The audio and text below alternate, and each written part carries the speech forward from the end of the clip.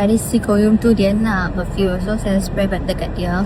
Lepas tu pramugari dia ada mai. Dia tanya ai. Takut pramugari tu gigit ai. Kita spray apa brand itu apa brand punya perfume. Saya cakap oh ini brand yang kita punya brand. Tadi kita spray tu apa? Candy Bloom. 扣你了，扣。 Bagi lah. Cakap给你吧。不用新的，ambil boleh. 给你吧。 Tak ambil boleh. Boleh. 这新的。 Ambil. Kata kami jual. 这个网上能买吗？因为我们才刚放进来。 Oh. Candy Bloom. Tadi apa pakai macam tu? Alamak, kena curi lah. Dah ada 2. Hilang lah satu. Saya bagi dia dah. Ni bau Nampak? ni. Tak tekan pula. Nak macam ni. Dia tengah Sembang dah Ya. wangi mana. Tengok.